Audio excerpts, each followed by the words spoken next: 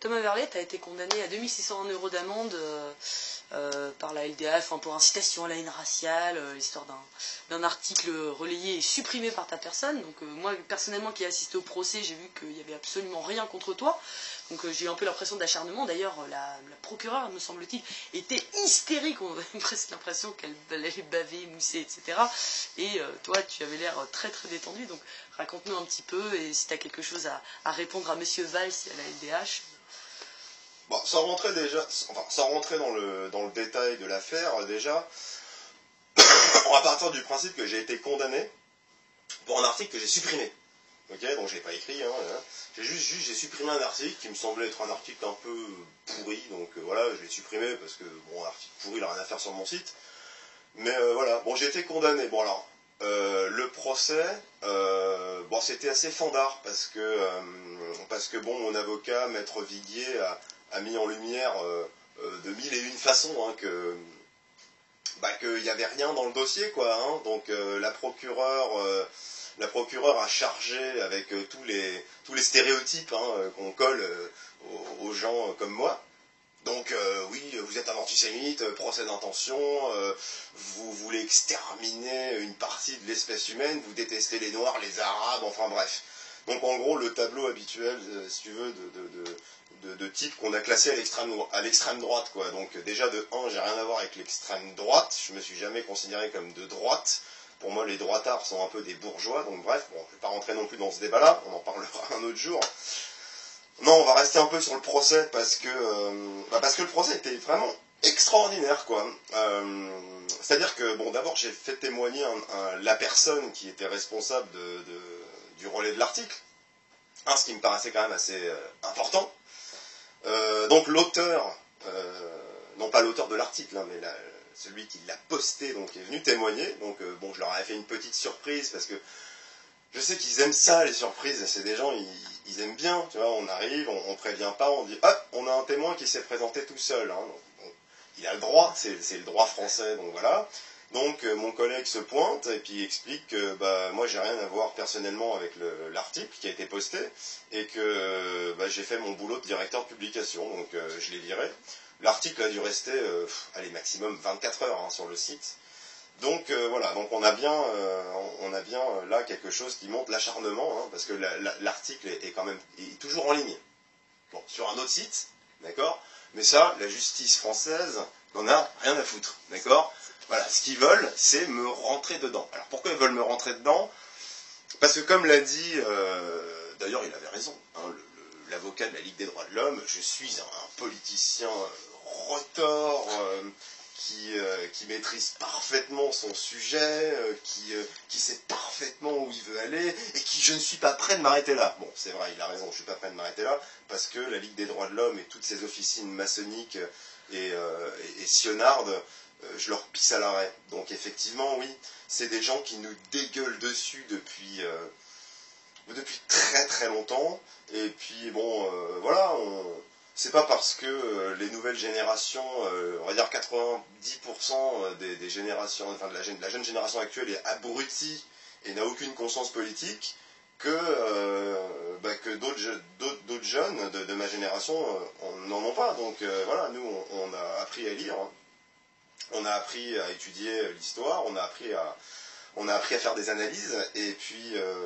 voilà, quoi, on sait où est l'enculé. Donc à partir du moment où on sait où il est, on n'a plus de doute, on sait où faut tirer, quoi. Donc bon, c'est la raison pour laquelle ils m'ont condamné. En fait, si vous voulez, j'ai pas été condamné pour l'article en lui-même, j'ai été condamné par procès d'intention. Parce que comme l'a très bien dit d'ailleurs le juge, la présidente, oui, vous êtes connu des services de police pour vos propos antisémites. Ça retrouvait un peu comme une conne quand je lui ai demandé lesquels. Elle n'en avait pas, évidemment, il n'en avait pas. Donc, parce que même si j'ai pu tenir des propos antisémites dans ma vie, je suis pas assez con pour les tenir en public. Donc, comme je connais aussi le droit français, ils ont rien. Donc, bon, voilà, le dossier était complètement vide. Et donc, on est rentré dans les débats. Et alors, les débats, ça a été, mais vraiment, c'était un festival de quenelles. Donc, quenelle par-ci, quenelle par-là. Entre autres, quand je finissais les phrases de la procureure, qui avait du mal à trouver ces mots, hein, évidemment, puisque quand mon ami est venu témoigner, toute la plaidoirie de la magistrature s'est effondrée, mais comme un château de cartes, voilà.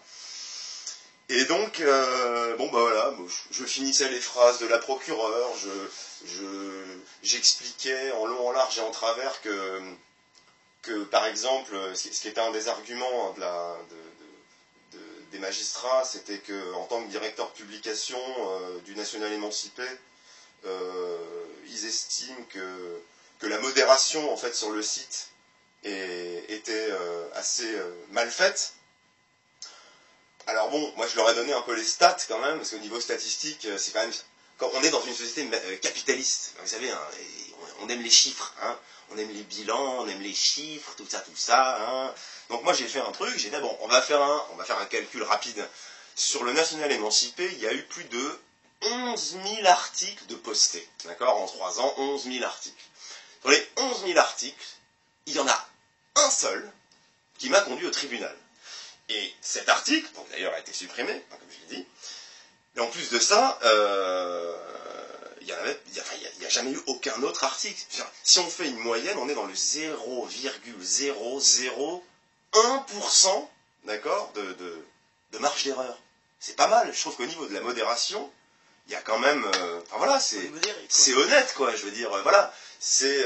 bon, bref. Donc voilà, donc le procès finalement a conduit à une condamnation. Donc ils m'ont condamné, hein, parce que ce qu'ils veulent, c'est ils veulent me faire chier. Donc puisqu'ils ont décidé de rentrer dans une logique où on va se faire chier un peu mutuellement, moi aussi je vais les faire chier. Hein. On va continuer, puisque pour moi la décision du tribunal est injuste. Elle est injuste parce qu'elle est partiale.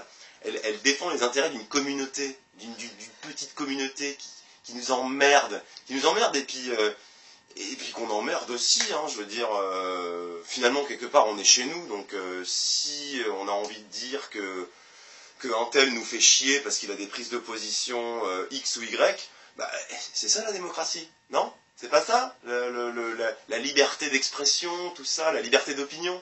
Donc mon opinion, c'est que cette communauté, par exemple, juive sioniste, qui fait pression comme ça sur des citoyens français, on l'emmerde, hein, regarde, on vous emmerde, d'accord? Vous pouvez continuer à faire pression, je veux dire, de toute manière, les gens sont pas complètement demeurés, je veux dire, il y a un moment où c'est tellement grossier, c'est tellement gras, ça colle aux pieds ce que vous faites, c'est infect, ça pue, mais voilà, les gens finissent par se rendre compte, hein.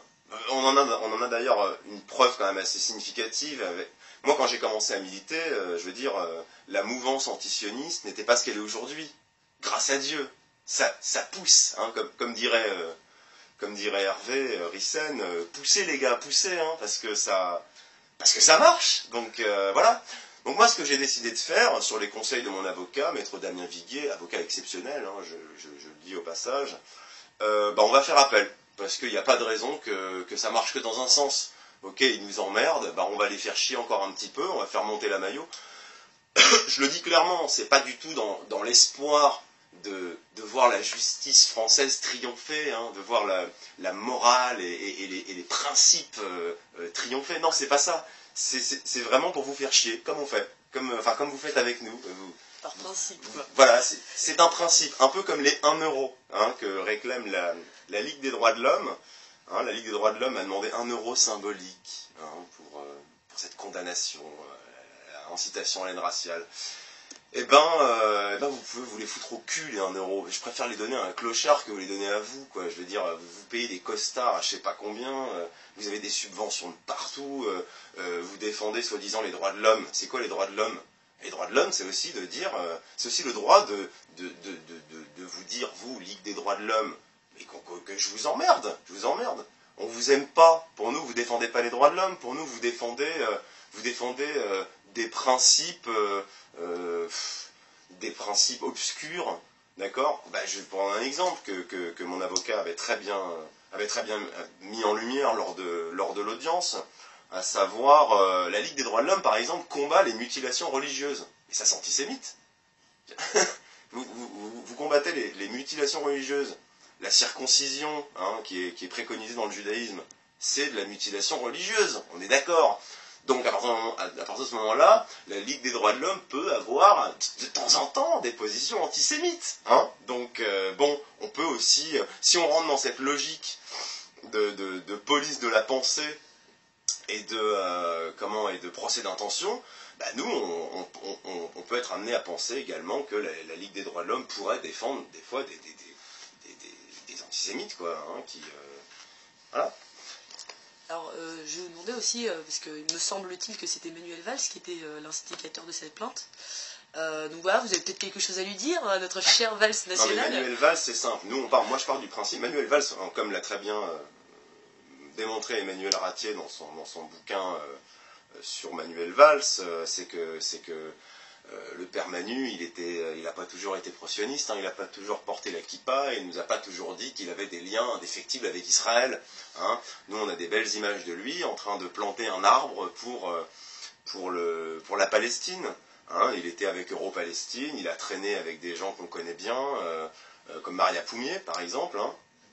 Donc, je pense que Valls a des choses à se faire pardonner. Et vous savez, quand on a des choses à se faire pardonner, surtout vis-à-vis de cette communauté qui, je le rappelle quand même, a pour devise ni pardon ni oubli, vous avez intérêt à baisser le pantalon bas, hein, et puis vous mettre vite accroupi parce que sinon t'es pas Premier ministre, quoi. Je veux dire, voilà.